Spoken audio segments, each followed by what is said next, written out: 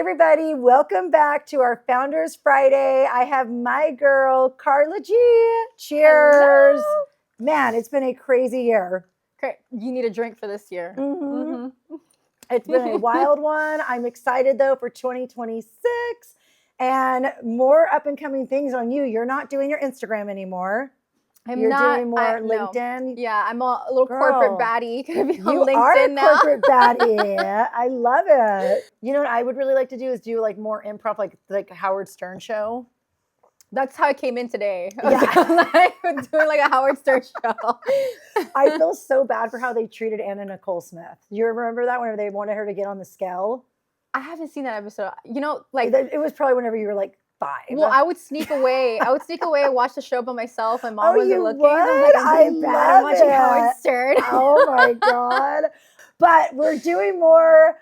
I mean, it's been a crazy year and you just completely got out of the beauty industry and now you're just rocking more of like HR and being a boss babe. Yes. I mean, it is kind of boring doing HR, but it's fun, right? Well, it's so crazy because I actually love, like I thrive in like having procedures and having like a whole list. And I don't know why it's like the most exciting thing for me. It bores everybody to death, but I rather 100 times be in corporate than being in like small business. Even if I were to like freelance myself. So good. I mean, we met whenever she owned the Blow Bar and it was so much fun. I was like, you have a pink Blow Bar. I have a pink bus. Let's become friends.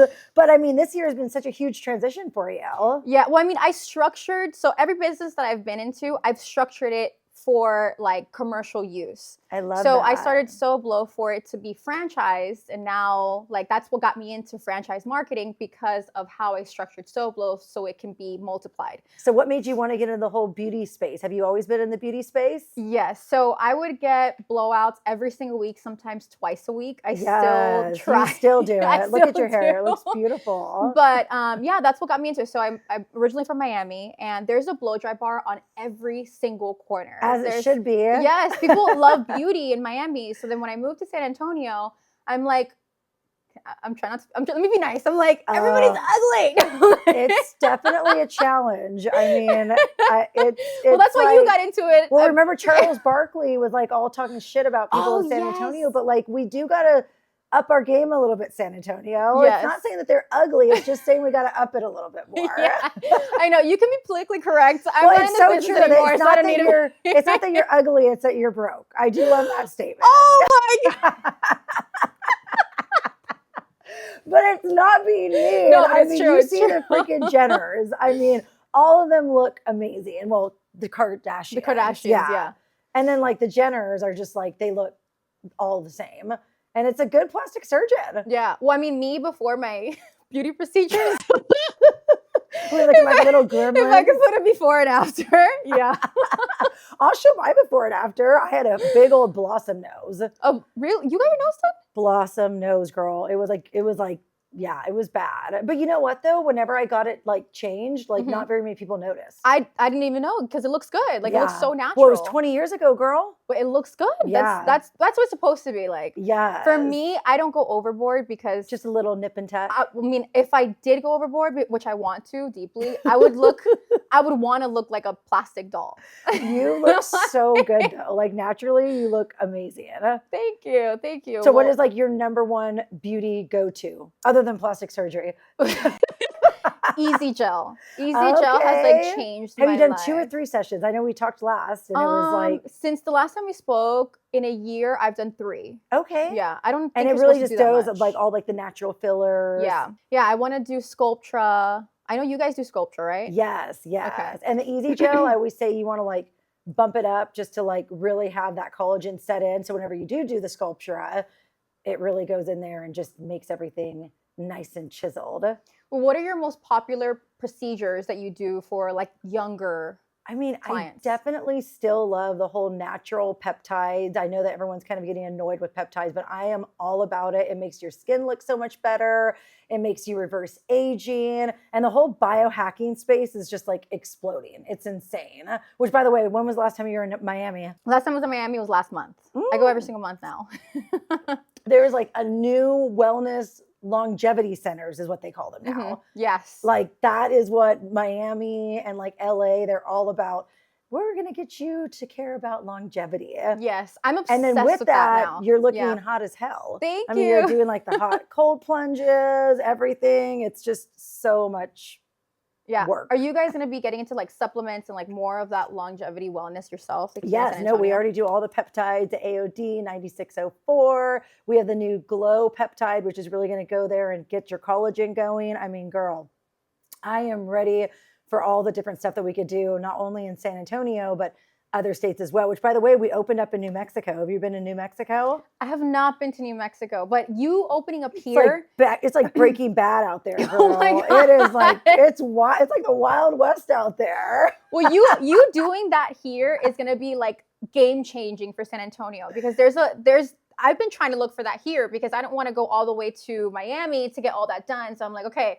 where can I come here instead of just like asking chat and like researching all these things? If I can find somebody who does that here, like A1. Well, you got to come and do a red light therapy pod. That red light therapy pod is badass. But more importantly, so now you're going in to more corporate America. You're like, screw being a business owner. It's like for the birds. Is that accurate? Well, I mean, it depends what type of person that you are, right? Yes. So for me, I did not like the day-to-day operations. I don't like having to like order product. I don't like to do payroll. I don't like to do taxes. So I rather worry about building a whole department, building with a team, building for something bigger than myself, rather than having all the responsibility of building it from the back to the front. Yes. And most of the time, having a small business, you need to wear 30 hats. Oh, yeah. So I thrive when I'm like really good at one thing. So right now, I'm just putting all my eggs into franchise marketing and helping franchisees and franchisors expand their business, expand how they're being perceived to the nation, pretty much, because it's national when you're working with franchises. Like your consulting imaging role. I mean, that's key if you're not even online, but also how your employees represent your culture. Yes. Right? Like if you have a company that they don't know the culture, then how are you really going to build a brand? Exactly. Which is basically trying to tell people to change who they are. So how do you do that successfully? So it goes back down to the basics, right? So a lot of people, they think that marketing is just the front end. That's like social media and that's pictures and, colors. But it goes deeper than that. It goes down to staffing. It goes down to the culture. Sales training. You and I always go to happy hour, and I kind of bitch at you a little bit about how hard it is to be a leader. I mean, but you have it down to a science. Like, so what should I do better to be a better leader? It always starts with culture. It always starts with culture, right? Because they're not going to follow you if they don't like you. So being able to really resonate with your team, being able to know everything about your staff. So I had my first husband was really good at this. Actually, he taught me this, that I love that statement. My first husband. My first husband. He taught me this, but he was so good with his staff, and his staff would do anything for him. They would like lay down in traffic for him. Like, how do you do this? Yeah. He's like, I take him out. I talk to them. I know everything about like their moms, their grandmas, their kids' birthdays. So it's really about creating that culture and that team unification in order to have like the foundation of even a good marketing plan. Because if everyone is on board with the same thing, then that marketing plan is going to be so much easier to execute. Well, and also like the whole sales trainees, like sales scripts. Like but that's marketing too. So good at like knowing, well, there's marketing, but then how are you going to implement the sales training? Because if your employees don't know what the marketing team's doing, and then the marketing team doesn't talk to the front desk, and then again, like in our world, the beauty space, like we want to be the best. We want to have the best blowouts. We want to have the best updos.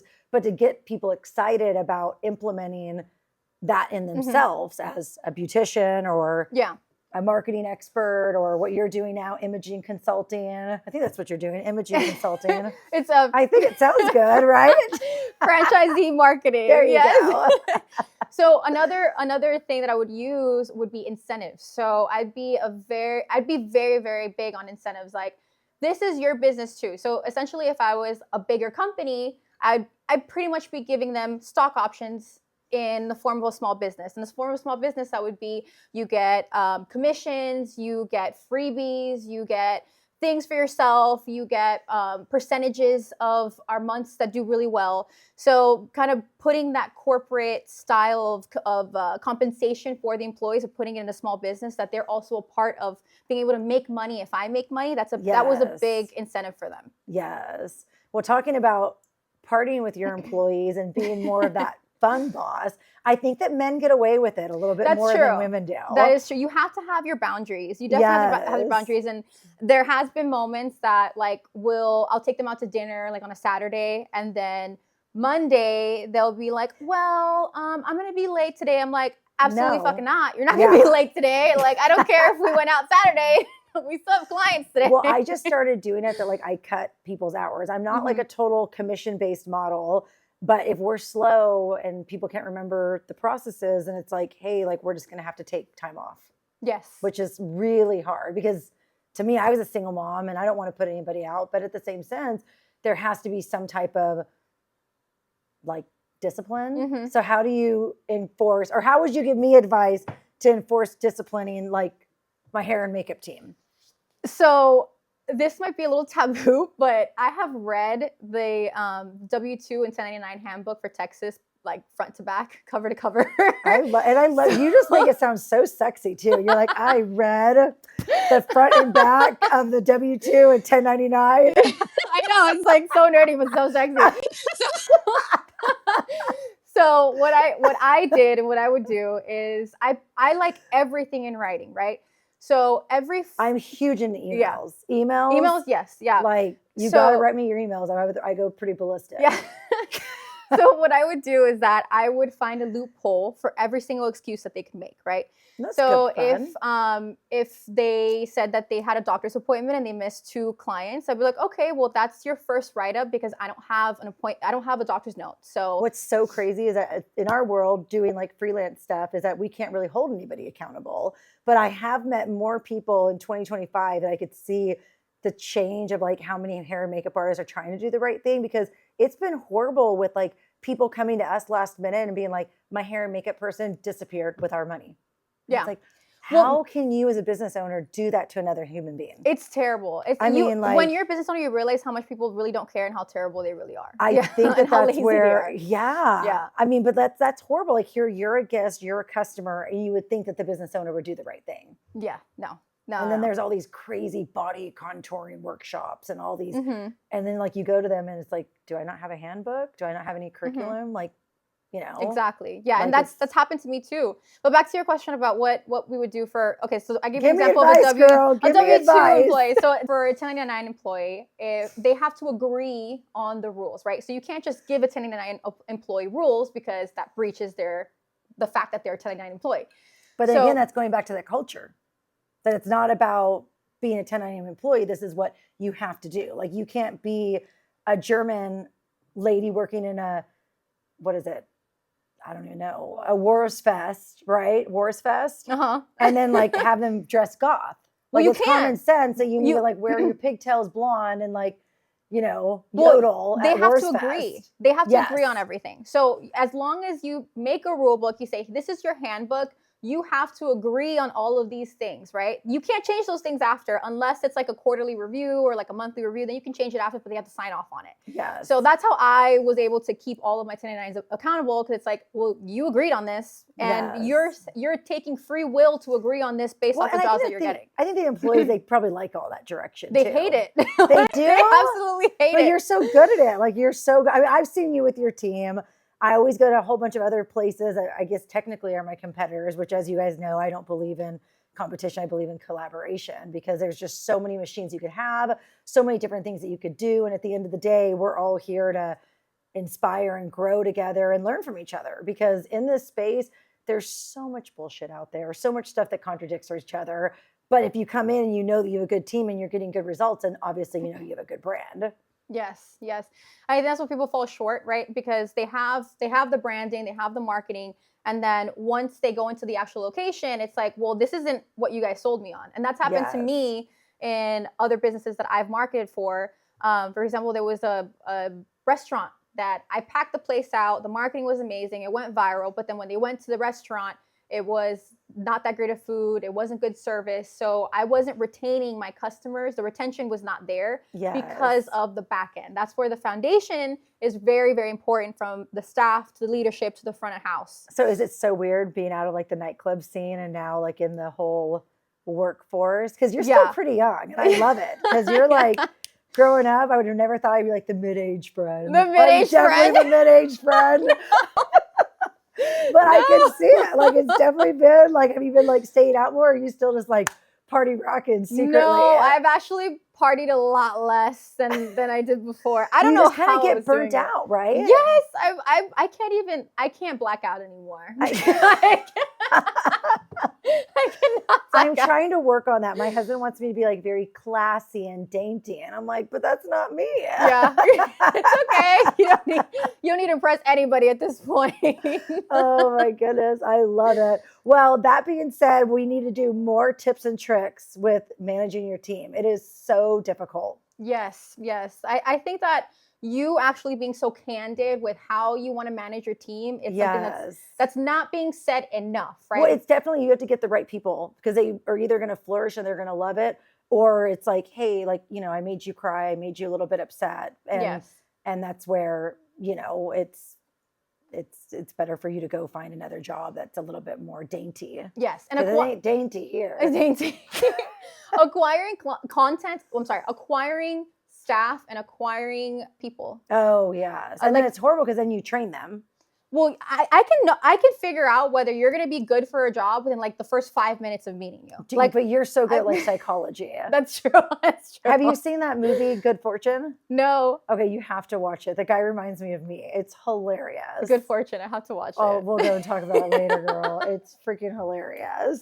But yeah, I mean, I feel like you're good at that too, because you know what you want, you know what you don't want, and if they don't meet those standards, you're like, okay, well, you're not good for this job. Yeah, and I mean, I stay friends with everybody. It's just amazing how much in the beauty industry, man, they rip you apart in the community. She didn't do this. She didn't do this. Oh my goodness. And it's like, look, at the end of the day, like for my clients come first. And I know a lot of people that are 1099s, they do really, really know how to upsell. But at the same sense, you want to be fair as a business owner, not to overcharge that big party or not to overcharge that big contract. Because again, it's the more parties you do, the more membership. So memberships are actually another interesting topic. Yes, but it all has to do with sales. Yes. So we go back to the same subject every single time: sales, strategy, and staffing. Like, how are these teams really working with their upselling? And selling memberships is the most important part of having a business now. It's so like, much fun. Well, and there's so your bread and butter. Yes. Yeah, it's your bread and butter. That's how you're going to keep the lights on, by having memberships. Yep. Yeah. Exactly. So yeah, upselling. Upselling is the most important thing, because if you can't go from having a client that's sitting in your chair getting one service, and you can't turn them into wanting to come back forever for the rest of their life, then you're doing something wrong. Yeah. So again, we're going to be closing this out, but I do need to go over more stuff with you in the future, because you really are a genius whenever it comes down to like branding a franchise, everything that you do with just being so young and having that background in the whole nightclub scene, going into the beauty world. But now you're just being an overall badass on how to build businesses and keeping the lights on. Yes, of course. I cannot wait to come back and discuss more about staffing, sales, and strategy. I mean, the memberships are key to make sure that we keep the lights on, right? Absolutely. It's your bread and butter to every business. And you're going to help me with my anger issues whenever I get a little feisty with my employees. Well, I'm like a burning building helping somebody else. So I'm a burning building. I need help too. I love it. Cheers. Cheers. Thanks so much. Yes.